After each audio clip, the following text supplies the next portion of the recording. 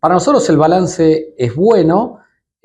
A principio de año se designaron nuevas autoridades en la Comisión de Defensa de la Competencia, 4 vocales y un presidente.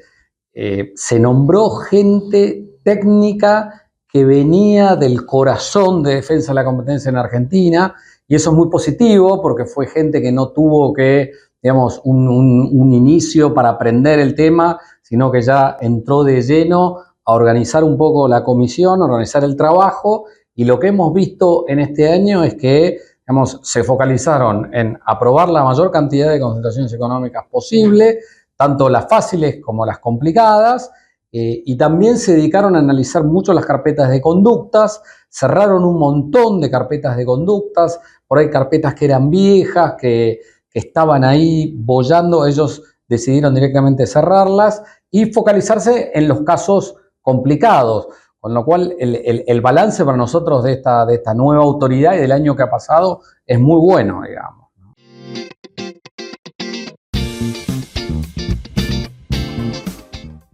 La Argentina tiene algo que es prácticamente único en todo el mundo, es que en la Argentina las transacciones se analizan luego de su cierre, mientras que en Europa, Estados Unidos, el resto del planeta, todas estas transacciones se tienen que analizar en forma previa. En Argentina siempre se analizaron de manera posterior al cierre, se tienen que notificar una semana después de su cierre.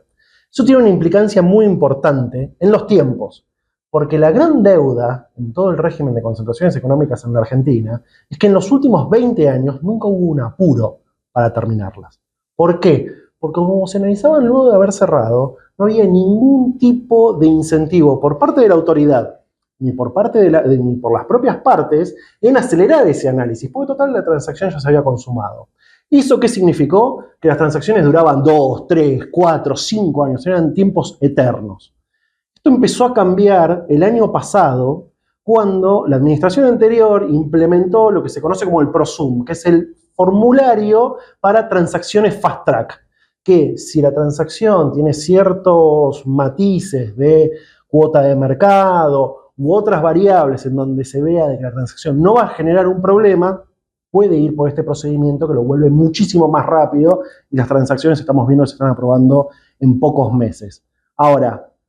todavía hay un montón de trabajo para hacer en ese sentido y la comisión está al tanto al respecto. Un dato es que en el 2024 el 40% de las transacciones se notificaron bajo este régimen. La comisión está esperando un número mayor, pero hay ciertos elementos que te sacan de este fast track, como por ejemplo si estás notificando una transacción en un mercado regulado. Esos son todos temas, estamos viendo que la comisión seguramente haga algún cambio a futuro para seguir mejorando los tiempos y que mayores transacciones entren en el fast track para que solamente se puedan enfocar en las realmente importantes y no perder tiempo con todas las transacciones que estén calificando para la notificación ante CNS.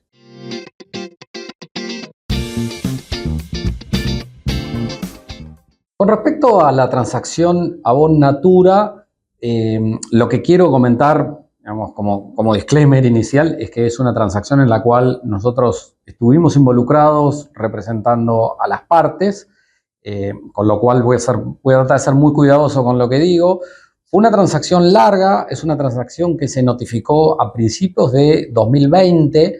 se cerró en el extranjero, en los Estados Unidos, a principios del 2020, y fue aprobada por la autoridad muy recientemente, el mes pasado, y es una transacción donde se sujetaron a condicionamientos en determinados mercados, ya que lo que observó la autoridad era que la integración de los activos de Avon con los activos de Natura generaba overlappings muy altos en determinados mercados. Lo que tuvo esta transacción como novedoso, si se quiere, es que se logró que los condicionamientos fueran conductuales. Los condicionamientos pueden ser o de conductas o, digamos, lo que nosotros llamamos estructurales. O sea, en un caso las partes están sujetos a realizar determinados actos y en el otro están obligados a vender activos. El caso de Avon Natura lo que tiene de novedoso es que el condicionamiento fue de conductas en los mercados donde la comisión vio que había un overlapping muy grande. Lo que hizo fue obligar a las partes a que no continúen con el empaquetamiento de productos y que si se realizaban ofertas empaquetando productos específicos de determinados mercados, esos productos también estuvieran disponibles en forma individual, cosa de que los compradores pudieran comprar el paquete o los productos específicos. También, digamos, se sujetó al cumplimiento de que no hubiera exclusividades. Por ahí, Arbor y Natura son dos compañías que tienen un sistema de venta distinto porque ellos venden a través de revendedoras y una de las cuestiones que tenían era que, digamos, ellos firmaban cierto tipo de exclusividades con nuestras revendedoras y lo que dice el condicionamiento es justamente que por un lapso determinado no haya exclusividad, de manera que ellas puedan trabajar con Arbor y Natura y con cualquier otra compañía en el mercado. Esos son los dos condicionamientos más importantes que tiene esta transacción, que de vuelta es una transacción novedosa, dado que no hubo un condicionamiento estructural, sino que hubo un condicionamiento conductual. Arcor Ingredient tiene ciertos elementos que lo vuelven también un caso muy interesante. Se trató de un joint venture entre Arcor e Ingredient con respecto a lo que es la molienda de maíz húmedo. Cuando la comisión analiza la transacción, considera de que hay ciertos market shares, hay ciertos posicionamientos en mercados, tanto horizontales como verticales, que podrían generar un problema, y ordenan un condicionamiento, llegan a un compromiso con las partes, en donde, por un lado, se ordena la venta de maquinaria, por otro lado, se ordena que durante el plazo de 5 años la capacidad de molienda húmeda va a tener que ser ofrecida a otras empresas a lo largo de todo un proceso que establece la resolución, y acepta también algunos remedies que son bastante curiosos, como por ejemplo hay un remedy en la resolución en donde las partes se comprometen por el plazo de 3 años a no salir a contratar empleados de los competidores, como un elemento más para morigerar lo que sería la capacidad de fuego del joint venture propiamente dicho.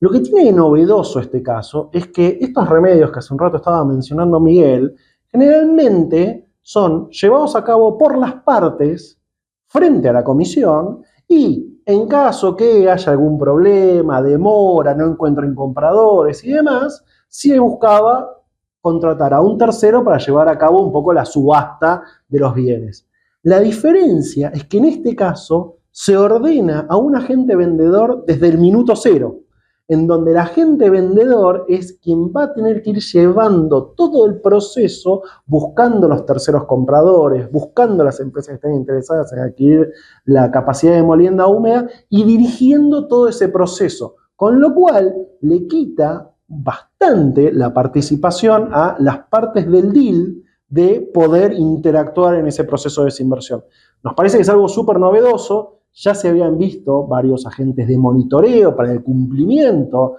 de los remedies en los últimos años, pero este es el primer caso en donde hay una interacción tan fuerte por parte de un tercero, ahora el agente vendedor, en lo que es la negociación de los remedios propiamente dichos con la CNS y con los interesados.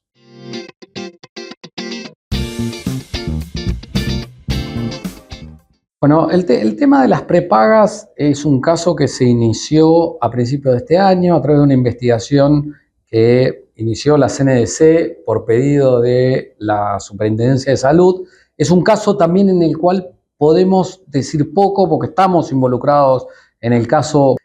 Yo quería hacer este disclaimer y le doy la palabra a Santiago para que haga un comentario. Más allá de las particularidades del caso, como dice Miguel, es una investigación con respecto a una posible colusión.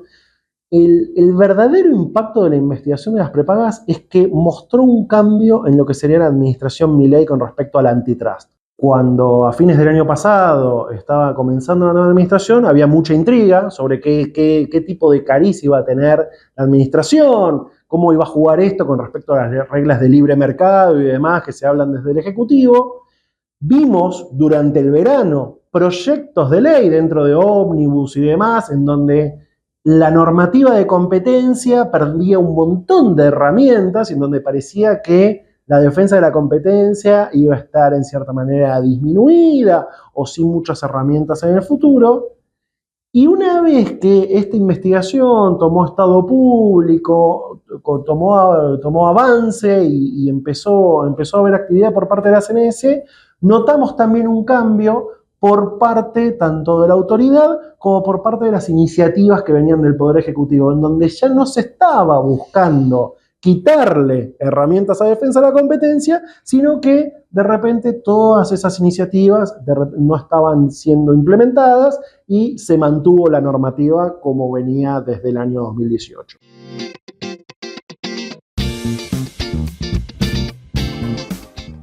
El programa de clemencia es algo que se le exigió mucho al gobierno que lo incorporara en la legislación local, porque ha sido incorporado en las legislaciones americanas, en las europeas, inclusive en la brasilera y la chilena, mucho antes de que lo trajera a la Argentina. Y lo que mostraba ese programa es que era muy efectivo para poder controlar los acuerdos de colusión. Que daba una herramienta muy fuerte para que la autoridad obtuviera pruebas fehacientes de la existencia de una colusión. Bueno, logramos que los programas de clemencia se incorporen a la legislación argentina en el 2018 con la aprobación de la ley 27442, que trae un capítulo entero donde, digamos, dispone cómo se aplicará la clemencia en la Argentina. El problema que ha tenido, digamos, la aplicación de esa ley es que se tardó mucho en reglamentar el sistema de clemencia y, por otro lado, el otro problema que nosotros estamos viendo es que la autoridad todavía no es efectiva en imponer sanciones grandes en casos de carteles. Hemos tenido casos de los años 2000 muy importantes en cuanto a carteles y en cuanto a multas, pero en los últimos años no ha habido sanciones relevantes y la verdad que el éxito de la clemencia es el miedo. Entonces, si uno no tiene una autoridad que impone una sanción, que tiene mucha fuerza en el enforcement de la ley, la gente no pide clemencia. Entonces, este mix de tardar en reglamentar el sistema de clemencia, la reglamentación es recién de principios del 2024, y la falta de imposición de multas fuertes es lo que ha hecho que realmente hasta ahora no veamos un éxito en la solicitud de clemencia. Sin embargo, con esta nueva autoridad que se preocupó en reglamentarlo, que está investigando los casos, que está mostrando velocidad en la investigación, lo que creemos es que el programa de clemencia va a empezar a aplicarse en la Argentina, que, digamos, determinados clientes, tanto locales como extranjeros, frente a la posibilidad de recibir una sanción por parte de la Comisión de Defensa de la Competencia o de la Autoridad de Defensa de la Competencia cuando sea, digamos, designada, vayan y pidan clemencia. La reglamentación es una buena reglamentación, está basada en los mecanismos internacionales, le otorga a las partes mucha confidencialidad al momento de solicitar clemencia, les otorga mucha protección durante la investigación. No es fácil ser clemente cuando se están investigando a 10 competidores al mismo tiempo y es uno que fue parte de un acuerdo de colusión, ahora va y le dice a la autoridad lo que hizo. O sea, la reglamentación otorga protección suficiente a estas compañías para que vayan y se acojan al programa de clemencia. Nosotros somos positivos, creemos que va a tener éxito y creemos que en el futuro va a haber muchos casos de clemencia.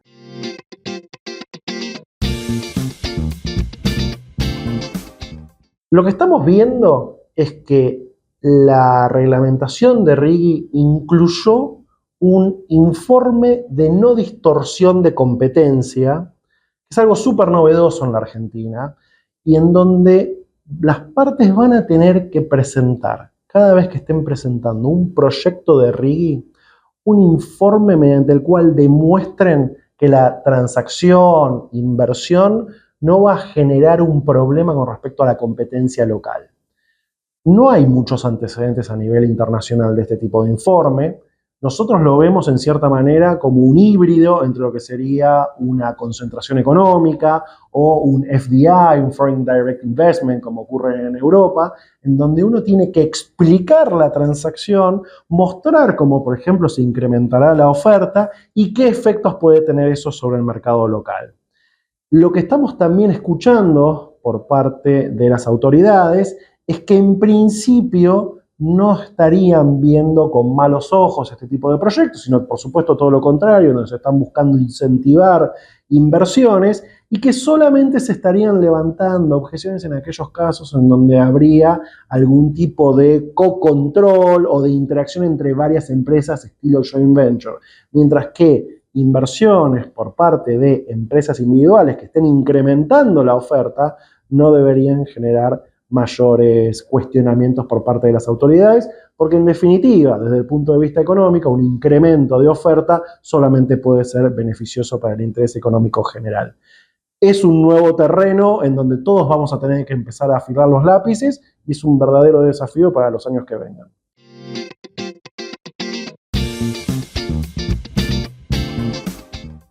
Con respecto a los desafíos de defensa de la competencia por los años que vienen, nosotros vemos dos muy concretos y que están vinculados entre sí. El primero es la designación de la nueva autoridad y el segundo es el cambio del control de concentraciones, como decía Santiago, desde el control ex post, luego de que ocurrió, a un control ex ante, antes de que ocurra. Yo voy a hablar unos breves minutos sobre la autoridad, Santiago va a hablar sobre el control ex ante. La designación de la autoridad es una vieja deuda que tiene la Argentina desde hace 20 o 30 años. El concepto de una autoridad de defensa de la competencia independiente vino con la ley 25.156 que se sancionó en 1999. Esa parte de la ley 25.156 nunca se cumplió porque si bien hubo intentos durante los distintos gobiernos de crear la autoridad y designar a los miembros de esa autoridad, nunca se realizó. Cuando vinieron las discusiones sobre la nueva ley, la 27.442, allá por el 2016-2017, volvió a renacer esta idea de tener una autoridad independiente designada por un jurado de especialistas y tratando de que la autoridad mantenga su independencia dentro del gobierno, digamos, ¿no? Muy parecido a como opera hoy el Tribunal Fiscal de la Nación, para poner un ejemplo. Esa es la idea que primó, se decidió incorporar nuevamente el concepto de autoridad independiente, el concepto de designación por un sistema especial que velara por la protección de la independencia. Y la realidad es que, digamos, han pasado 6 años desde la sanción de la ley 27.442 y la autoridad todavía no ha sido designada o todavía no ha sido creada la autoridad y designados a sus miembros. Ahora, habiendo dicho esto, las señales que estamos recibiendo, tanto del gobierno como de Secretaría de Comercio, en forma específica, es que están muy interesados en crear a la autoridad, están muy interesados en designar a las autoridades y en poder separar el análisis y defensa de la competencia de las cuestiones que realiza la Secretaría de Comercio, que son totalmente distintas a lo que hace por ahí la Autoridad de Defensa de la Competencia. Con lo cual, esto es un avance, esperamos que el concurso para la designación de los miembros se llame lo más rápido posible y que mucha gente se presente a ese concurso, porque nosotros vemos bien el concepto de una autoridad independiente que pueda analizar los casos solo pensando cuestiones de defensa de la competencia y que no tenga en la cabeza otras cosas que no hacen a lo que puede ser, digamos, ¿cómo puedo decir? Restringir la competencia o restringir los mercados. O sea que esperemos que esta autoridad finalmente se designe lo antes posible. El otro gran desafío para el 2025 es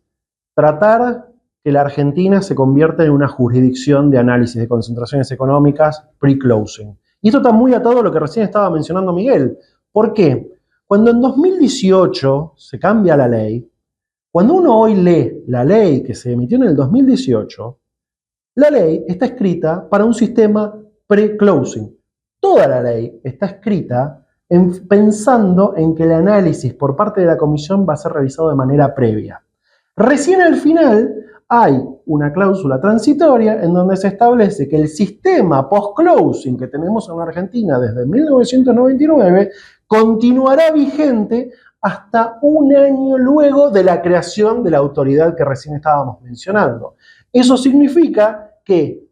históricamente siempre fuimos post-closing y ya hace más de 6 años que estamos incumpliendo casi la transitoriedad establecida por la propia ley. El sistema pre-closing, en caso de que se avanzara, va a tener una mayor certeza para las partes para sus notificaciones en Argentina, porque hoy uno notifica y está durante mucho tiempo siempre supeditada a la efectiva aprobación por parte de la autoridad. Si efectivamente cambiáramos el sistema a una estructura en donde se analice antes del cierre, las partes para el momento del cierre van a poder saber cuál es la totalidad del negocio que van a estar adquiriendo y evitar discusiones, nosotros muchas veces lo llamamos casi un antitrust arqueológico, de tratar de desentrañar relaciones jurídicas de hace 3, 4 años. Con lo cual esperamos que en el 2025 haya un avance significativo en esa cuestión, totalmente atado a la creación de la autoridad.